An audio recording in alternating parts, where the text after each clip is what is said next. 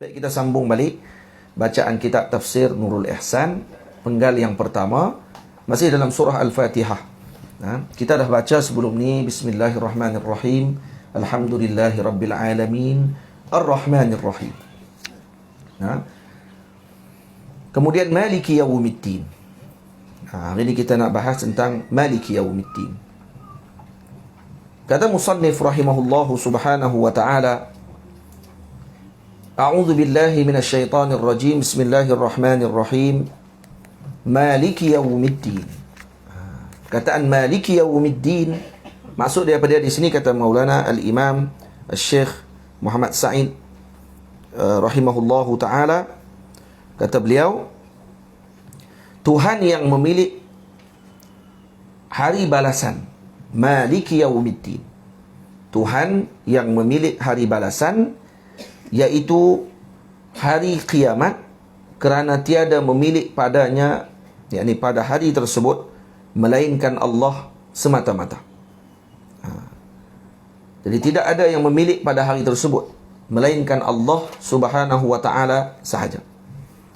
Dan adapun pada dunia, maka pada zahir ada memiliki raja-raja, maka pada hakikatnya tiada yang memiliki dunia dan akhirat melainkan Allah semata-mata. Jadi pada zahir, ada yang kita tengok pada zahir mata kita memiliki sesuatu. Kita ada milik kereta kita, kita ada milik kepada rumah kita, kita ada milik kepada tanah kita, ada geran, ada rumah, ada kereta, kita milik kepada duit kita dalam bank yang kita daftarkan. Kita macam dalam tu kita nampak kita pun memiliki. Tapi yang memiliki yang sebenar adalah Allah subhanahu wa ta'ala. Jadi dalam ayat ini Allah ta'ala sebutkan, sebelum ni dalam ayat Allah ta'ala sebutkan dengan Alhamdulillah Rabbil Alamin. Kemudian Allah ta'ala sebut lagi Ar-Rahman Ar-Rahim, Maliki Yawmiddin. Kalau kita baca daripada mula Alhamdulillahi Rabbil Alamin, dalam ni ada 5 sifat ni Allah ta'ala sebut.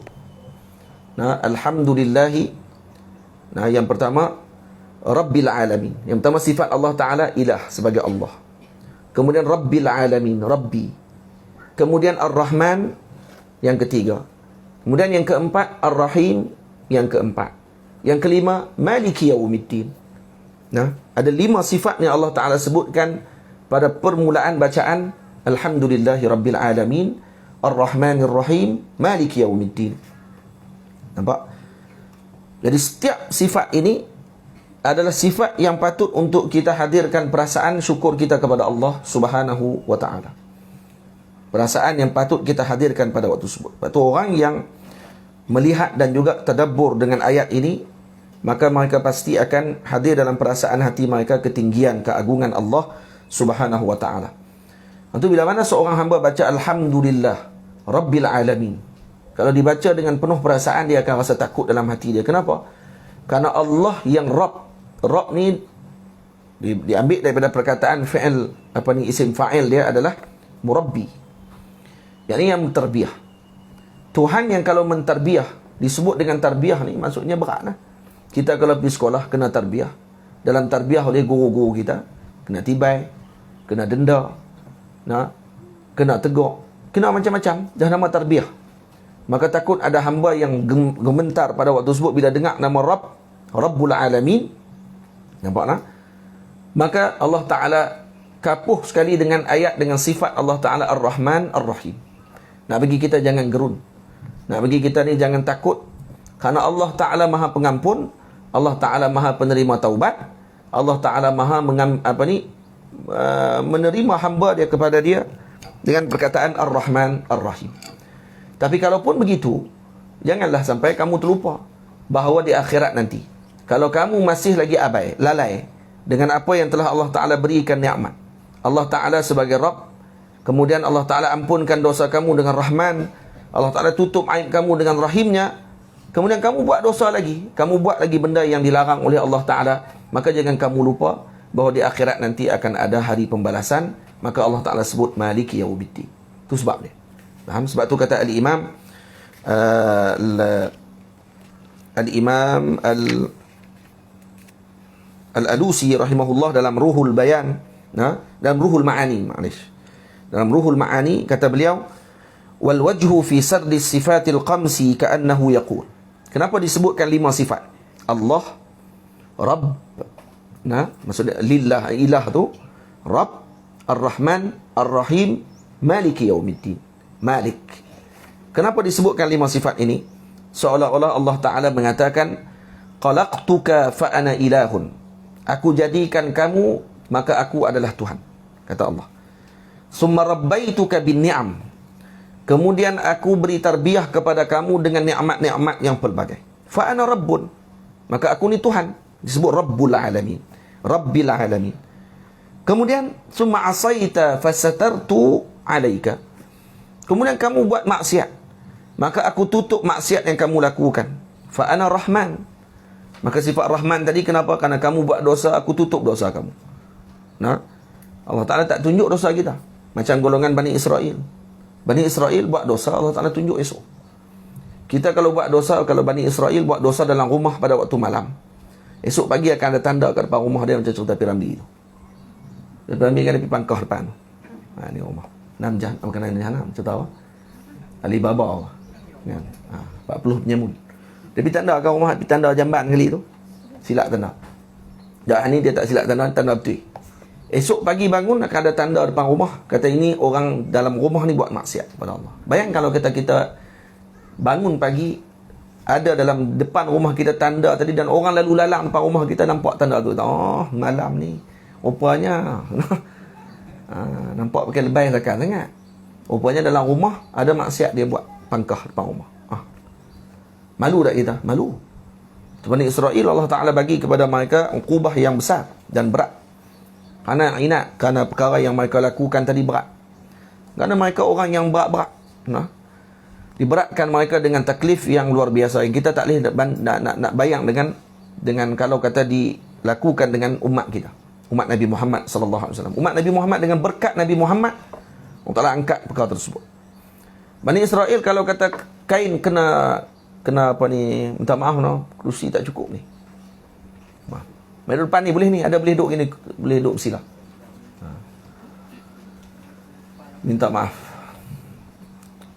Kita nak bubuh apa ni, ada apa ni, hamba Allah Ta'ala yang mulia, yang baik ni, yang moga Allah Ta'ala tinggikan darjat beliau, akan bagi kemah lagi nanti. Ada ikon nanti insya-Allah. Tapi masalah kena tambun dulu. Kita nak kena tambun dulu baru boleh bubuh. Nak bubuh apa ni, dia punya orang panggil simen, bagi elok dulu. Kemudian baru boleh letak kemah tu. Kalau tidak nanti nak kena ubah banyak kali. Yang lagi pun kemah tu kemah ikon. Ada ikon nanti selesa lagi lah. Ibu-ibu boleh duduk kan, orang tua-tua boleh duduk dalam tu lah. Saya duduk kat sini ya. Duduk dalam tu, kita buat ke tepi tu nanti, insya-Allah. Nak buat ke belakang tu tak boleh lah. Ada rumah tu. Tak bekerja duk buat rumah ni. Jadi apa ni, insya-Allah nanti kalau kita dah buat dan dah mula dah, plan dah siap. Cuma masih lagi dalam pembetulan lagi, ada sikit-sikit lagi. Lepas tu terus kita akan step tanah ni, kemudian kita akan tambun dulu. Lepas tambun sikit, kita akan mula belah ni dulu lah. Sebab kita nak letak dulu kemah tu, dengan buat tandah nanti insya-Allah. Moga Allah Ta'ala muliakan beliau, tinggikan darjat beliau, dimurahkan rezeki beliau. Amin ya rabbal alamin. Amin. Itu. Macam tu lah. Barulah ni. Tapi kursi kita tak cukup, saja habaq 2 kali kan. Ya. Jadi apa ni, Bani Israel kalau dia buat dosa, tadi dah sebut dah. Kalau dia baju dia terkena dengan najis, dia kena kat baju dia. Ini Bani Israel. Kita kalau baju kita kena najis, basuh. Golongan Bani Israel, umat Nabi Musa AS tu syariat dia pada waktu tersebut. Kalau buat dosa, kalau kain kena dengan apa ni najis, kena kerak. Teruk. Nak kena jaga betul. Kena najis kerak, kena kat kain ni kerak. Kena kat kain bawah kerak. Jenuh. Kerak tampung dengan kain lain. Macam tu sekali. Kita kalau buat macam tu, habis kain kita. Memang jaga sungguh lah, tak pergi kena langsung apa ni dengan najis. Betul. Ni umat Bani Israel. Dan kalau buat dosa yang berat, mereka akan dikenakan hukuman apa dia? Bunuh diri. Bukan bunuh diri itu depa bunuh diri depa masing-masing, tak. Disuruh yang beriman bunuh yang melakukan maksiat. Khususnya maksiat berat lah. Maksiat yang berat-berat. Bukan semua maksiat. Maksiat yang berat-berat. Contohnya macam menyembah berhala. Itu yang berlaku kepada Ashabul Ijli, yang mereka sembah anak patung lembu tu, yang kita akan baca dalam surah Baqarah nanti, bukan surah Baqarah, dalam surah berkenaan cerita Nabi Musa AS. Ada dalam surah Baqarah pun ada. Ketika mana mereka Nabi Musa balik, tengok-tengok mereka sembah berhala. Dibuat oleh Musa As-Samiri. Musa As-Samiri ini, waktu ketika mana Nabi Musa AS dilayarkan oleh ibunya ke dalam Al-Yam, dalam Bekah tu, kemudian ditak di dalam sungai Nil, dilayarkan sampai jumpa oleh Sayyidatina Asiyah, isteri Fir'aun. Dia pun mak dia buat lari juga, letak dalam gua. Nabi Musa AS dibelah dalam istana Fir'aun. Musa Samiri dibelah oleh malaikat Allah. Malaikat yang belah dia. Malaikat mai bagi susu, malaikat mai bagi minum, kadang tiap hari. Tapi terbalik. Hak dibelah Fir'aun jadi nabi, yang dibelah malaikat jadi babi. Alhamdulillah. Ajaib. Dia terbalik dia punya kisah dia. Musa As-Samiri. Nama sama. Musa. Kenapa nama Musa? Nabi Musa nama dia Musa kerana makna dia al-ma' dalam bahasa Bani Israel, dalam bahasa Hebrew, bahasa Kristian, bahasa Yahudi. Maknanya ma', sa ataupun sya, asalnya sya, Musa. Tapi dalam bahasa Arab dipanggil Musa. Dalam bahasa mereka panggil Musa, shin. Sya tadi apa dia? Syajarah, pokok. Kerana Nabi Musa ditemui di celah-celah pokok dengan ayat, maka dipanggil Musa. Dipanggil Musa akhirnya. Jadi Musa Samiri ni bila besar, dia kenal malaikat. Dia tahu siapa malaikat, siapa bukan malaikat. Waktu lintah laut tu, dia nampak Jibril AS sedang bersembang dengan Nabi Musa AS. Orang lain tak perasan, dia perasan. Dia kata, ni bukan orang biasa ni. Ini malaikat Allah Ta'ala, dan tahu ni Jibril AS. Kerana setiap kali tapak kaki Jibril, tapak kaki kuda Sayyidina Jibril AS singgah di bumi, maka tanah tadi akan tumbuh pokok. Elok. Maka dia pun kerat ambil tanah tu, buh dalam poket dia. Dia buh dalam seluk baju dia, dalam beg dia kan, bawa lari. Dan tanah tu lah dia ambil, dia gabung sekali dengan mah dan juga bahan-bahan yang dia buat tadi, sampailah anak lembu yang dia buat tadi ni berbunyi dengan suara. Keluar suara. Dan disembah oleh Bani Israel pada waktu tersebut. Kerana Bani Israel ni umat maddi, umat material. Dia kena tengok depan kepala dia, baru dia nak percaya. Beza dengan kita umat Nabi Muhammad SAW, kita ini umat ruhi. Kita ini umat ruh. Yang kita tak pernah tengok syurga. Kita tak pernah tengok neraka. Kita tak pernah tengok Allah Ta'ala. Kita tak pernah tengok apa yang Nabi tengok. Tapi kita percaya semua Nabi tengok. Tidak. Macam Nabi tengok. Macam kita tengok sendiri. Sebab tu dipanggil sam'iyat. Benda sam'iyat ni apa dia yang kita duk mengaji dalam tauhid tu. Benda yang kita dengar dengan telinga. Daripada as-sama'. Dengar ya. Kita dengar kata dalam syurga ada sekian-sekian, dalam neraka ada sekian-sekian. Kalau buat begini dapat begini, kalau buat begini dapat begini. Yang cerita kat siapa? Cerita kat kita siapa dia? Nabi. Baik, kita tengok tak apa Nabi tengok tadi, kita tak tengok. Tapi kita percaya macam kita tengok benda tersebut. Bila Nabi tengok, macam kami tengok lah. Walaupun kami tak tengok. Ini dipanggil umat ruhi. Beza dengan Bani Israel yang kebanyakan mereka adalah orang-orang yang maddi. Sebab tu dia minta nak tengok Tuhan. Kalau betul kata kamu ni macam ni, mana Tuhan? Kami tak tengok pun dia. Kot tu. Kemudian bila dah turun makanan daripada langit pula, tak puas hati lagi. Tak ada makanan lain ke? Bawang-bawang pun tak ada ke? Dia nak makan ni je. Payah. Dia ni payah juga. Makanan daripada langit tu bukannya makanan daripada restoran mana-mana. Kot lah makanan daripada cha kau nerang ke? Kan? Mi goreng cha ke? Kot lah tu. Kau nak minta tukar nak bagi makanan lain pula kan? Tak. Makanan daripada langit, manna wassalwa ni makanan daripada langit. Turun, jelas mereka nampak sendiri depan mata. Turun. Pun tak percaya juga. Kali minta pula ada bawang tak? Bawang ke apa ni, apa-apa yang jenis apa ni, kacang-kacang apa ke. Jenis tu. Jenis turun daripada langit tak mau, nak aku bawah juga. Nak daripada bawah, tinggal yang daripada langit yang turun pada waktu tersebut. Dan Allah Ta'ala bagi kemurkaan kepada mereka kerana sifat sombong mereka tersebut. Faham? Lepas tu ni tak dengar cakap. Bila Nabi Musa kata jangan simpan makanan yang turun tu, jangan simpan. Hak makan tak habis tinggal, nanti akan diangkat balik ke langit. Nanti waktu dia akan turun balik makanan tu. Jangan simpan, Nabi Musa kata. Dia jenis sebut jangan ni lagi dia buat. Sopan kita agaklah. Sebut jangan tu saja, dia mula. Jangan ni nak kena try ni. Kena?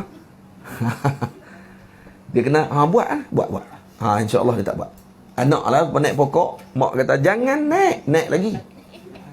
Jangan duk main tepi jalan. Lagi dia main tepi jalan. Tapi cuba mak dia kata, pi main. Satgi kena dengan kereta, baru syok. Naik sampai atas, jangan turun dah. Turun terus waktu tu juga. Rupanya jenis tu. Nabi Musa kata jangan simpan. Dia pun simpan juga daging-daging burung tadi yang diturunkan daripada langit tadi. Akhirnya jadi apa? Jadi busuk daging tadi.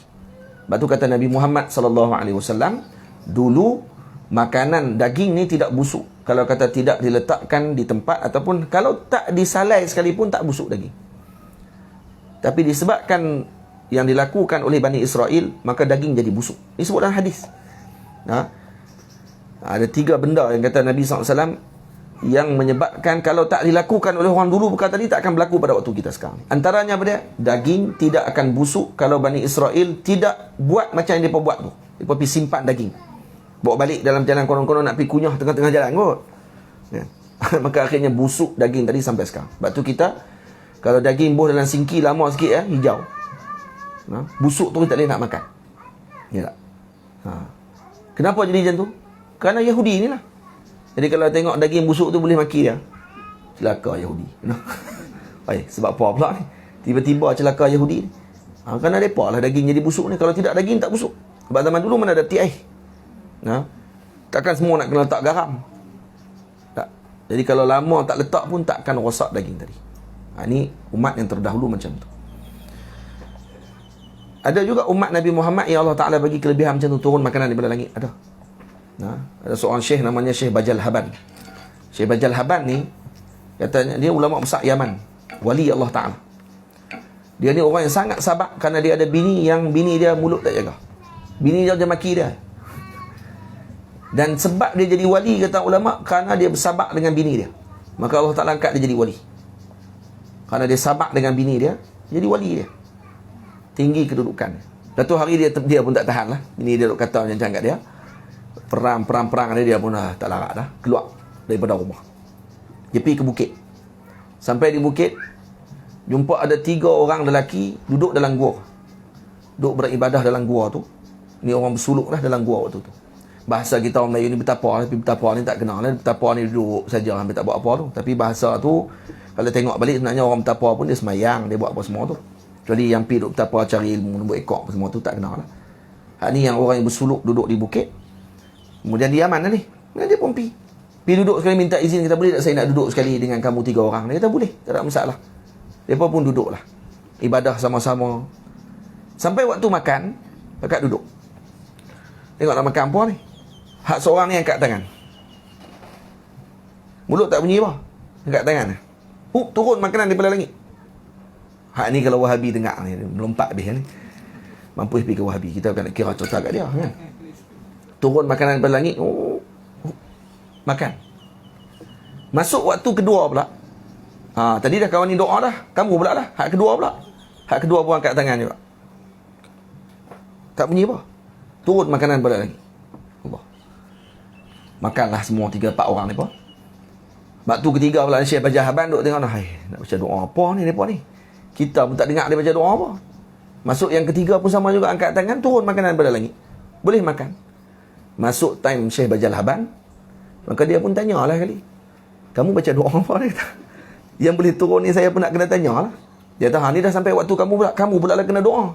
Dia kata, kamu baca doa apa? Dia kata, kami baca doa, ya Allah, dengan berkat sabarnya Syekh Bajal Haban, maka turunkan makanan kepada kami daripada langit. Turun makanan, rupanya dia pun tak kenal dia.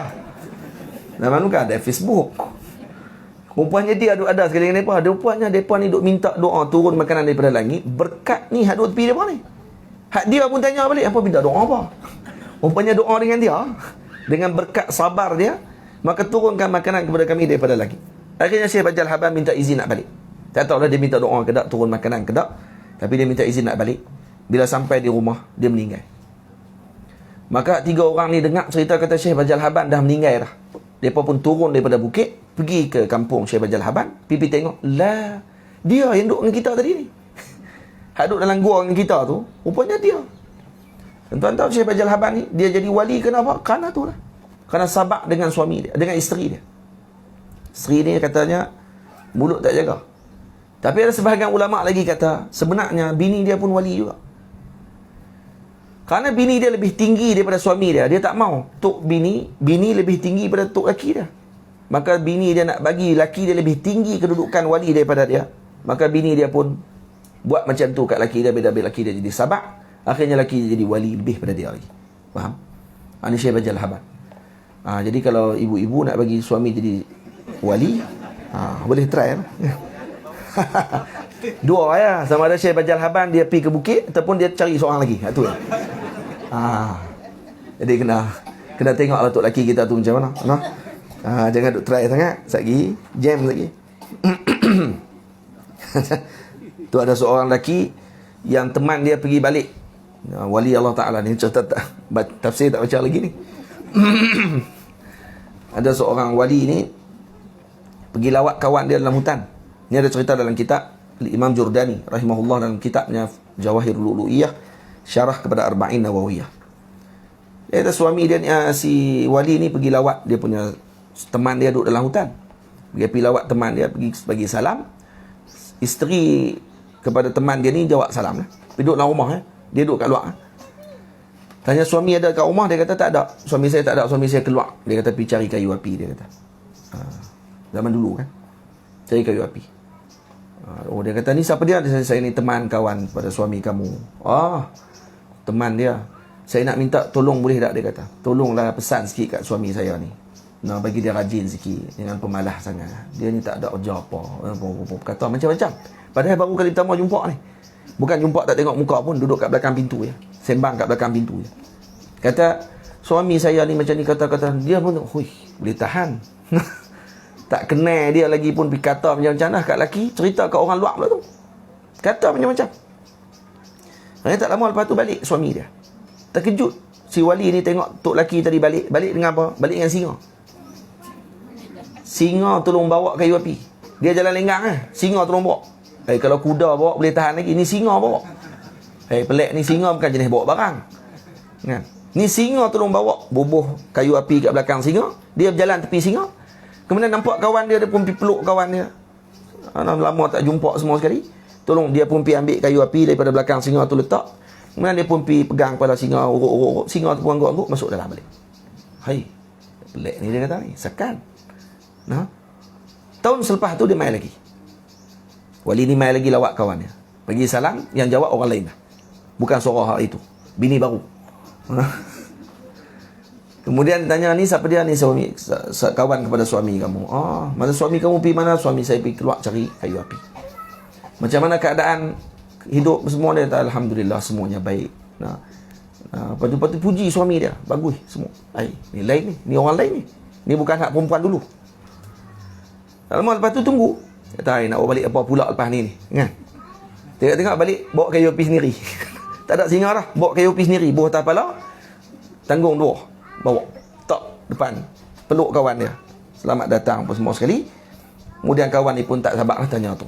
Saya nak tanya betul-betul, dia kata, apa yang berlaku ni? Dia kata, tahun lepas saya mai jadi sekian-sekian, kamu bawa balik singa, bawa kayu api dengan singa. Dia kata, tahun ni terbalik. Kok saya duk ingat kamu akan bawa balik lagi sekan lagi. Rupanya bawa balik sendiri. Dia kata, tahun lepas saya dapat isteri yang, ya Allah, saya jadi pening dengan dia punya sikap dia, sifat dia, suka caci maki, suka komplain, suka kata macam-macam dekat saya. Saya jadi pening kepala saya sampai saya tak boleh nak buat kerja. Sebabkan kerana duk fikir tentang masalah dia. Akhirnya Allah Ta'ala hantar kepada saya singa untuk bantu saya bawa kayu api. Kerana saya tak boleh nak bawa barang. Maka singa tu dihantar oleh Allah untuk bantu saya dalam urusan kerja saya. Singa tu dihantar. Kan? Tapi tahun ni dia kata, dapat isteri baru, dia kata alhamdulillah, baik akhlak dia, maka saya tak pening lagi, saya boleh bawa sendiri lah kayu api tu, dia kata. Tak perlu singa lagi, dia kata. Boleh bawa sendiri dah. Jadi ibu-ibu kalau suami bawa balik rimau singa tu, nak faham lah elok-elok. Takkan nak tunggu dia bawa balik singa kot. Singa nak cari kot mana kot ni kan.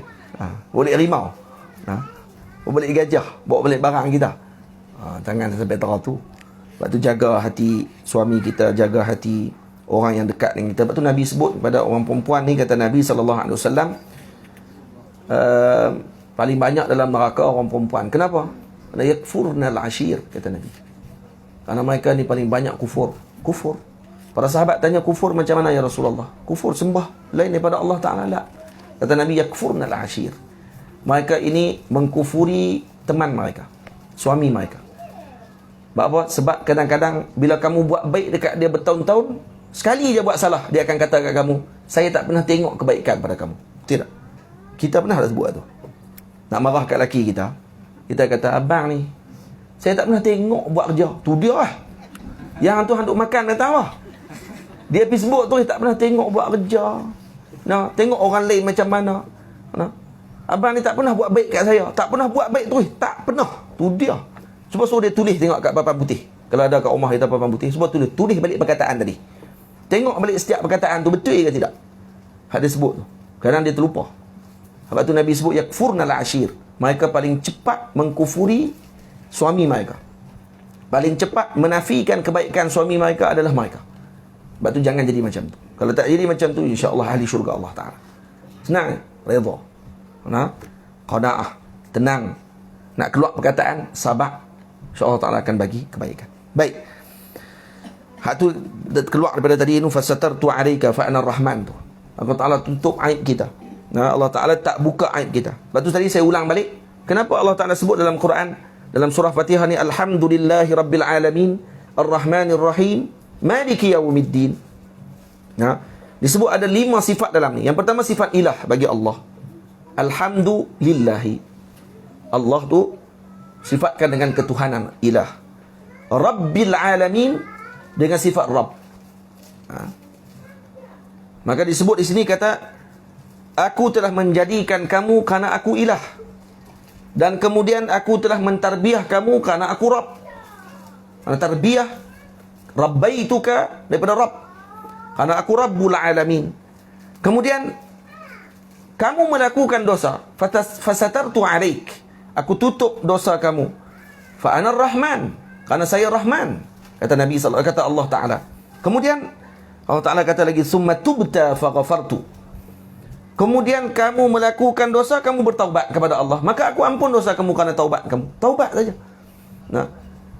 Kita kalau buat dosa, buat salah dekat orang 2 kali, 3 kali, habislah. Hatu hak paling last.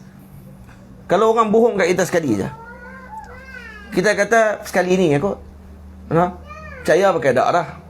Betul. Tapi berapa kali dah kita mendustakan dan juga kita mengingkari janji kita dengan Allah Ta'ala. Allah Ta'ala tetap terima taubat kita. Fatubtu. Aku terima taubat kamu, aku ampunkan dosa kamu. Macam tu kan. Maka Allah Ta'ala sebut pula, kalau kata kamu tidak buat dosa, Allah Ta'ala akan ganti satu kaum yang mereka ni buat dosa. Kemudian Allah Ta'ala akan bagi pengampunan kepada mereka. Kalau kata kamu tak buat dan kemudian kamu tidak minta ampun kepada Allah, Allah gantikan satu kaum lagi yang mereka akan melakukan kesilapan, mereka mohon ampun kepada Allah, dan Allah Ta'ala ampunkan mereka. Maksudnya Allah Ta'ala sentiasa menunggu suara-suara hamba dia ni untuk memohon keampunan kepada Allah Subhanahu Wa Ta'ala. Fahamlah maksud menunggu tu, bukan tunggu macam tu. Sebab tu ada sebahagian ulama mengatakan bahawa ada orang yang dia berdoa kepada Allah tapi lambat doanya dimustajabkan oleh Allah Ta'ala. Ada orang yang cepat doanya dimustajab oleh Allah. Dia ada 2 keadaan. Yang pertama, sama ada Allah Ta'ala suka mendengar suara hamba tersebut, maka Allah Ta'ala nak dengar lagi suara dia. Nabi Musa AS doa kepada Allah 40 tahun. Waktu di Tursaina. Pusing dekat Tursina tu saja. Tursaina tadi dekat Ardutih. Yang di bawah gunung Tursina tu, di bawah tu je 40 tahun pusing patah balik tempat tu, pusing balik patah balik tempat tu. Dan setiap hari Nabi Musa berdoa kepada Allah. Kenapa tak diperkenankan terus esoknya Lepas tu kita kalau doa Allah Ta'ala tak perkenankan lagi. Doa tak perkenankan kerana Allah Ta'ala sayang kita. Allah Ta'ala nak dengar suara kita. Allah Ta'ala nak dengar hamba ni selalu bermunajat kepada dia. Minta lagi kepada Allah. Minta lagi. Allah Ta'ala kasih yang Allah Ta'ala minta nak dengar lagi tu. Ada yang Allah Ta'ala bagi terus. Lepas tu kata sebahagian para wali, kalau kata Allah Ta'ala perkenankan doa mereka terus pada waktu tu, mereka pula bimbang waktu tu. Doa-doa jadi. Doa-doa jadi. Bimbang dia waktu tu. Bimbang takut jadi apa? Takut Allah Ta'ala kata, bagi cepatlah, dapat. Aku tak mau dengar suara dia dah. Ada wali yang sebut macam tu. Kata, jangan sampai kamu ada pada peringkat tersebut. Jadi jangan seronok sangat. Kalau kita angkat tangan doa, jadi. Dia tahu, jadi ni. Tak, jangan seronok sangat. Kerana kita bimbang. Dalam hati, wali Allah Ta'ala dia akan bimbang pula. Duk jadi sangat ni. Takut lagi Allah Ta'ala nak jauhkan sebenarnya daripada Allah. Kata, tak mau dengar suara kamu. Cepat perkenankan doa dia. Sebab tu jangan rasa sedih kalau kita doa kepada Allah, maka Allah Ta'ala tidak perkenan lagi pada waktu tersebut. Allah Ta'ala dah sebut dah, ud'uni astajib lakum. Doa, aku akan perkenankan, kata Allah. Cuma bagi penuh syarat dia. Makan kena halal. Kena jaga kita punya sumber kita. Kena tengok kita punya amalan kita dan sebagainya. Tu semua ada dia punya syarat-syarat dia untuk kita mendapatkan doa yang mustajab. Summa tubta fa ghafartu fa ana rahim, karena saya rahim, kata Allah. Summa labudda minal jazai fa ana maliku yaumiddin. Dan kemudian kalau kamu dah melakukan juga dosa lagi selepas itu, maka jangan kamu lupa bahawa aku adalah pemilik hari kiamat, yang mana akan ada hari balasan pada ketika tersebut. Maka hari tersebut akan dibalas kepada setiap hamba yang akan dibalas oleh Allah Subhanahu Wa Taala. Itu maksudnya. Boleh? Jadi di sini Syekh sebut Maliki Yaumiddin, Tuhan yang memilih hari balasan, iaitu hari kiamat. Disebut ni Maliki Yaumiddin. Jadi dalam ayat ni dia ada bacaan, dua bacaan. Yang pertama dibaca dengan Maliki Yaumiddin, yang kedua dibaca dengan Maliki Yaumiddin. Boleh baca dengan Maliki Yaumiddin, boleh baca dengan Maliki Yaumiddin. Tapi comelnya Resam Osmani, kalau kita tengok, ditulis dengan kedua-dua tulisan. Ditulis dengan kedua-dua tulisan. Tapi ni dalam kitab ni taklah ditulis dengan tulisan biasa ni, Maliki Yaumiddin. Kalau dalam kitab ni, kalau tengok dalam Resam Osmani, dia akan buat Malik, kemudian ada alif kecil di atas tu. Alif kecil di atas sebut. Dia panggil alif khanjar, dia panggil. Alif khanjar ni alif yang macam khanjar, dia macam badik Arab. Dia ada alif kecil atas tu. Dia panggil alif khanjar. Lepas tu alif khanjar ni ada maksud dia. Kita tak sampai tempat dia lagi, nanti sampai tempat kita cerita. Kalau tuan-tuan perasan dalam Quran dia ada sahib, dia ada sahib, alif, ha, ba, sahib. Dan ada perkataan yang ditulis dalam Quran sad, ha, ba, tapi dia ada alif khanjar kat atas. Dia ada alif kecil kat atas. Nampak tak? Dia baca sahib juga, tapi tak tulis alif. Yang ni tulis alif, yang ada tempat tak tulis alif. Sebab apa? Ada sebab. Nanti akan cerita lah, insyaAllah. Kenapa ditulis macam? Saya ada kitab I'jaz Resam Osmani. Ada seorang ulama tulis daripada negara mana tak ingat, Mesir kalau tak silap saya. Dia tulis I'jaz Resam Osmani. Resam Osmani itu saja pun ada I'jaz. Bukan saya saja. Ditulis dengan Resam Osmani yang disusun balik pada zaman Sayyidina Osman bin Affan. Itu penuh dengan i'jaz, penuh dengan keajaiban. Kalau kita tengok balik satu persatu, tulisan tadi bukan ditulis dengan saya saja. Kenapa Bismillahirrahmanirrahim? Tang Bismillah ni ditulis tidak ada alif. Tapi dekat Iqra Bismi Rabbikal ladzi khalaq ada alif. Bismi Rabbikal ladzi, ada huruf ba juga, ismi juga. Tapi yang ni tak ada huruf alif. Dia letak sikit dia alif khanjar di atas. Tapi tang Bismi Rabbikal ladzi khalaq, Iqra, dia ada bi, ba, alif, sin, mim. Ada pula. Kenapa? Semua ada sebab. Kenapa ditulis macam tu? Baik, qiraat yang pertama, bacaan pertama dengan Maliki Yaumiddin, itu asalnya daripada perkataan milk. Daripada milk bikasril mim. Nampak? Maliki Yaumiddin asal daripada perkataan milk. Kalau Maliki Yaumiddin asalnya daripada perkataan mulk. Asalnya daripada perkataan Mulk. Dari Malik, daripada milk, kasrah mim. Malik daripada mulk. Itu asal perkataannya. Jadi kalau Maliki Yaumiddin makna daripada Malikul Umur wa Mudabbiruha, yakni yang memiliki sesuatu urusan tadi dan yang mentadbir urusan tersebut dan yang menjadi qadinya pada hari yang mana hari tersebut dibalas kepada hamba-hambanya dengan amalan yang mereka lakukan, iaitu dengan diberikan pahala kepada golongan mukminin dan diberikan iqa ataupun balasan kepada golongan kafirin, dan itu pada hari kiamat. Tamam? Betul, dalam Quran Allah tak sebut Malikiddin. Ad-din bermakna al-jaza, al-hisab dia panggil. Din di situ dengan maksud al-jaza ataupun hisab. Din ada banyak maksud. Din ada maknanya syariah. Din ada maknanya ta'ah. Din ada maknanya hisab. Din ada maknanya jaza. Jaza maksudnya hari balasan. Sebab tu Syekh terjemah sini, Tuhan yang memilih hari balasan. Din di situ diterjemah dengan al-jaza maksudnya. Nah, sebab tu diterjemah dengan hari balasan. Faham? Jadi maksudnya ad-din di sini dengan makna al-jaza. Din banyak maksud. Ada makna dia al-jaza, ada makna dia al-ta'ah, ketaatan, ada maknanya al-syariah, dengan maksud syariah, agama yang kita sebut din. Hada dinul Islam, ini syariatul Islam, syariat Islam. Kemudian ada makna dia hisab, yakni perkiraan, hari kiraan dan sebagainya. Jadi Syekh terjemah di sini Tuhan yang memilih hari balasan, iaitu hari jaza dipanggil. Din dengan makna jaza, iaitu hari kiamat. Karena hari balasan hari apa? Hari kiamat. Dan hari di sini maksud dia apa dia? Maliki Yaumiddin. Terjemah Malik dulu. Malik, kalau dengan Malik daripada perkataan apa asalnya? Milk.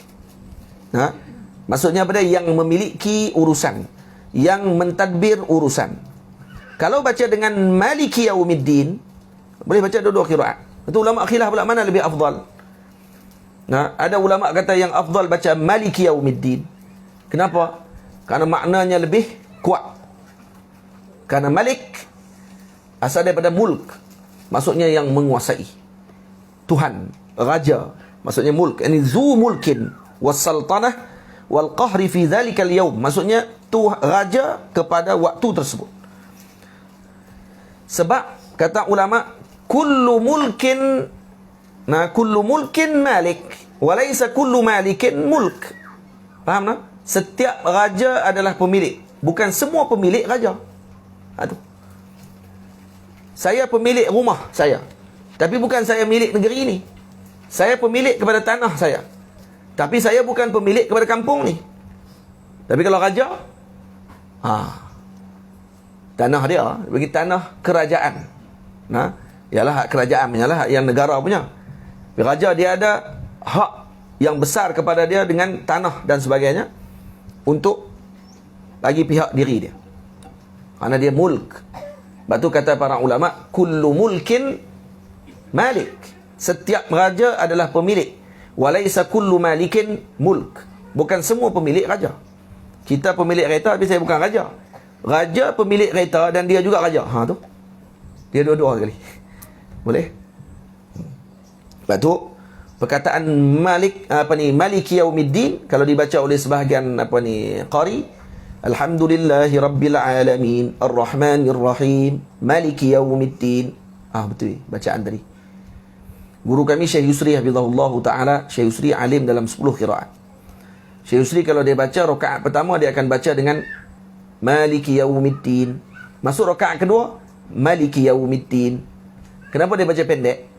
Karena sunat dalam sembahyang rakaat kedua lebih pendek daripada rakaat pertama. Rakaat ketiga lebih pendek daripada rakaat kedua. Rakaat keempat lebih pendek daripada rakaat ketiga. Faham tu kalau sembahyang 4 rakaat lah. Ini terbalik. Rakaat pertama baca panjang, baca pendek. Rakaat kedua baca panjang pada rakaat kedua. Ini mukhalafah sunnah kata ulama. Rakaat pertama baca qul huwallah. Rakaat pertama baca Alif Lam Mim Allahu Akbar. Tu dia. Baca satu ayat. Alif Lam Mim rakaat. Rakaat kedua dia baca satu muka surah Baqarah. Hak selepas tu. Hak tu Tak betul pada segi panjang pendek dia. Betul pada susunan. Kerana ayat tu kena baca, dah susunan pun tak kena. Kerana dia kena baca yang belakang dulu, kemudian baru baca yang bahagian depan. Tapi ni sebab ni satu ayat kan, dia satu surah, maka tak apalah baca depan dulu dan baca yang nombor 2. Surah yang muka surat yang selepas tu dia baca, tapi dia baca satu muka surat. Tak kena lah. Kenapa? Kerana ayat yang pertama baca pendek, rakaat kedua pergi baca panjang. Tak kena. Dia kena yang rakaat pertama elok baca panjang, rakaat kedua pendek. Itu baru elok pada cara baca pada solat. Baik. Jadi Maliki Yaumiddin maksudnya Tuhan yang memilik hari balasan, iaitu hari kiamat.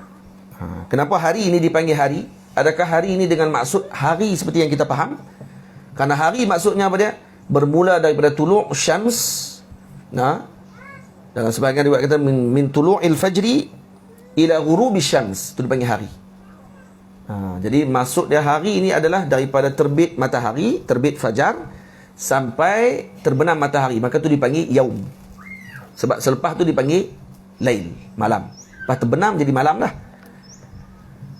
Sebahagian lagi ulama kata maksud dari segi istilah hari ada apa dia? Min tulu'i fajri tsani, daripada terbitnya fajar yang kedua ila ghurubi syams, sampai terbenam matahari, maka tu baru dikira sebagai sehari. Faham? Tu hari yang pertama dipanggil. Baik, adakah tu dimaksudkan di sini?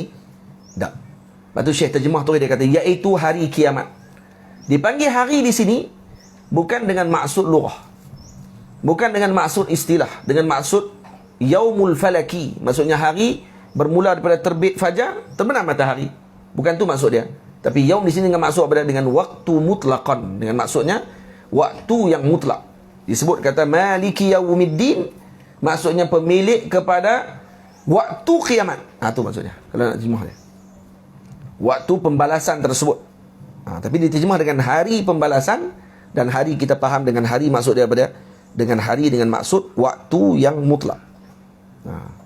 Bukan yang tertentu dengan terbit matahari, terbenam matahari. Kerana hari kiamat tidak ada hari lagi. Macam kita sebut dah minggu lepas. Hari kiamat tidak ada lagi hari. Dia tak ada lagi istilah terbit matahari esok hari sekian, tak ada dah. Lepas tu dia panggil yaumul akhir, hari yang terakhir. Kiamat ni hari terakhir. Jadi kita bila dah berlaku kiamat nanti, itulah hari akhir. Kalau selepas tu tidak ada hari lagi. Tak ada lagi hari masuk siang malam tak ada. Dalam syurga nanti, kata para ulama, disebutkan syurga nanti ketika ada nanti ni, waktu dia macam lebih kurang ni, waktu duha. Waktu lebih kurang macam ni. Kemudian bila mana Allah Ta'ala nak bagi rehat ahli syurga, akan diturunkan sitar. Dia punya kain penutup yang tutup nampak seakan macam gelap sedikit. Jadi sebenarnya bukan disebabkan kerana perpindahan matahari, bulan. Tak ada lagi pada waktu tersebut. Diturunkan sitar, ditutup, maka ahli syurga pun akan berehat pada waktu tersebut. Kemudian bila nak selesai balik waktu dia, naik balik sitar, maka nampak macam siang balik pada waktu tersebut. Tapi siang dia sama macam waktu duha saja. Macam kita duduk waktu duha ni, waktu tenang, tak berapa nak panas sangat, tak berapa nak sejuk sangat. Dia maksudnya waktu yang redup, yang tenang. Itulah waktu kebanyakannya di dalam syurga Allah Subhanahu Wa Taala. Lepas tu orang yang selalu solat duha, maka mereka ni dah bersiap dah untuk duduk dalam syurga Allah Ta'ala. Lepas tu orang dalam solat duha ni solat untuk tarik rezeki, solat untuk diberikan kemurahan rezeki oleh Allah Ta'ala. Kenapa? Kerana dia adalah solatnya ahli syurga Allah Ta'ala. Waktu tu waktu ahli syurga. Sebab tu orang yang solat duha ni, dia mengingat balik kepada waktu dalam syurga Allah Ta'ala. Waktu syurga hanya waktu duha. Faham? Dia tak ada matahari terik rembang, tak ada. Tengah rembang matahari, tak ada. Dalam syurga tak ada yang terik panas. Waktu dia tenang saja. Kerana syurga semuanya nikmat. Semuanya nikmat. Boleh? Jadi Maliki Yaumiddin atau Maliki Yaumiddin, kedua-dua maksudnya tadi adalah maksud yang besar. Sebab tu kita sebut tadi ada sebagian ulama kata yang afdal, yang paling kuat maknanya adalah Maliki Yaumiddin. Tapi sebagian lagi ulama kata seperti dalam mazhab kita, bacaan Hafs an Asim, kita baca dengan Maliki Yaumiddin, iaitu kenapa kata ulama tu afdal juga? Kerana ziyadatul mabna tadullu ala ziyadatil ma'na, kerana dia menambahkan huruf. Bila tambah huruf akan tambahkan juga pahalanya ketika baca. Kerana setiap bacaan kita, setiap huruf dikira 10 pahala. Maka maliki yaumiddin tambah satu huruf kan. Tambah satu huruf tadi akan dapat pahala yang besar juga pada ketika tersebut, kerana akan tambah 10 markah, 10 markah baiklah. 10 apa ni pahala pada ketika bacaan maliki yaumiddin. Tamam? Baik. Kemudian Allahumma salli ala sayyidina Muhammad. Lepas tu Nabi sebut dalam hadis, la aqulu alif lam mim harf. Aku tak kata alif lam mim ni satu huruf, tapi alifun harf, wa lamun harf, wa mimun harf. Lam alif satu huruf, lam satu huruf, mim satu huruf. Di sini kata Maulana Syekh Abdullah Sirajuddin rahimahullah, ketika dia syarahkan hadis ni, dia kata apa? Ini dalil bahawa baca Quran kalau tak faham pun dapat pahala. Mesti dah faham ke baru dapat pahala? Tak. Ada orang dia buat kempen. Buat apa kita baca Quran kalau tak faham? Rugi tuan-tuan. Oh, cara buat kempen nak suruh orang ikut program. Ya. Rugi.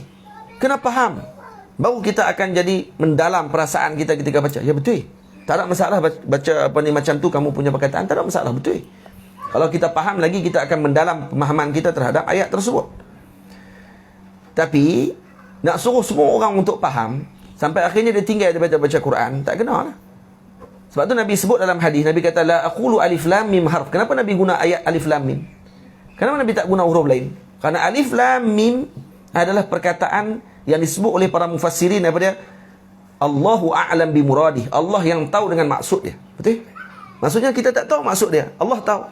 Dan juga ahlul ilm, orang yang berilmu tahu maksud dia, yang diberikan ilmu oleh itu pun khilaf banyak. Alif tu apa dia, lam tu apa, mim tu apa dia. Nah, ada kata alif tu Allah, lam Jibril, mim Muhammad sallallahu alaihi wasallam. Jadi banyak maksud, tapi kebanyakan mufassirin akan sebut Allahu a'lam bi muradih. Allah lebih tahu maksud dia. Betul? Dan bila Allah Ta'ala sebut macam tu, maka dapat kita faham di sini kata Arab pun tak faham maksud dia apa dia. Sebahagiannya tak tahu kata maksud dia. Tapi kenapa Arab tak komplain? Kenapa Abu Lahab dia tak komplain? Dia tak kata, apa? Baca apa alif lam mim ni? Kami pun tak tahu makna apa. Tapi dia kagum. Kenapa? Kerana Nabi Muhammad SAW dikenal oleh mereka lebih pada anak mereka. Dia tahu Nabi tak erti baca.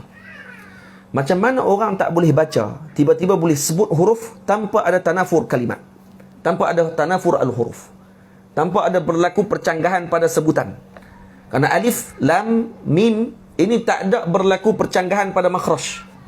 Nampak tak? Dia tak ada pergi duduk satu huruf tu pada makhraj yang sama sampai menyebabkan susah kita nak sebut. Nah, takaktum, katakakuikum. Nah, dia macam perkataan kak kan. Jadi payah. Tak, ni alif lam mim. Kagum dia, terkejut, tenganga. Abu Lahab dengar tenganga. Boleh sebut. Macam mana dia boleh sebut? Dia mengaji pun tak huruf. Siapa yang ajak dia huruf? Macam mana dia boleh sebut pula dengan jelas perkataan tadi? Dan alif tu bukan tulis dengan alif. Alif lam ya, alif lam fa.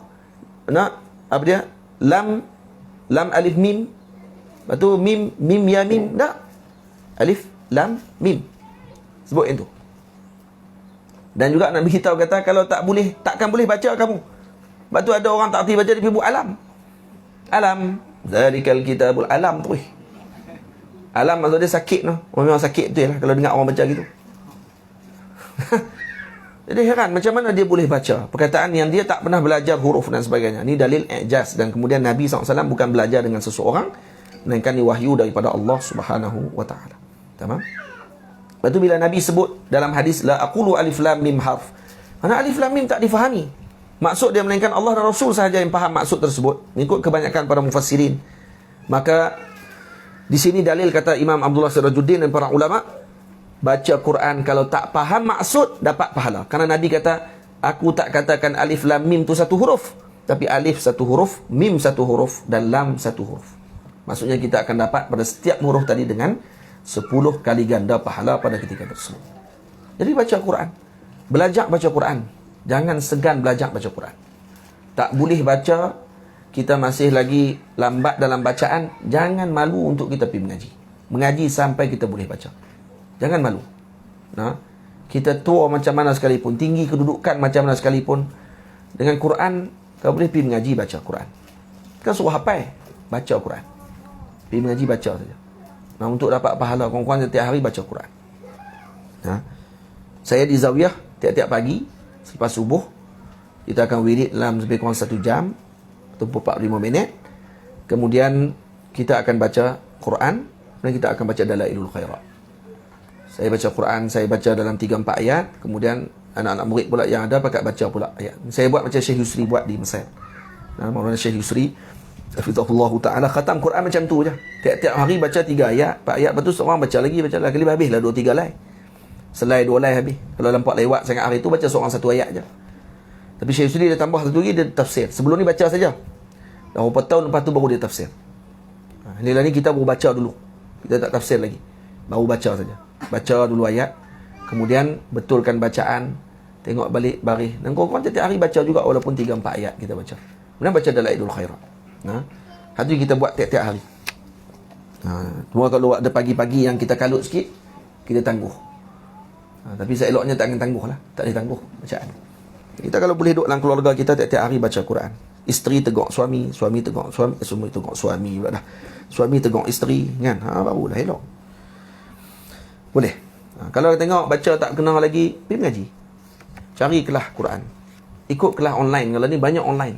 Dah malu sangat dah ni, tengok online. Tengok pula jangan tekan live tu, tengok saja. Takut orang tahu kata kita masuk, kan?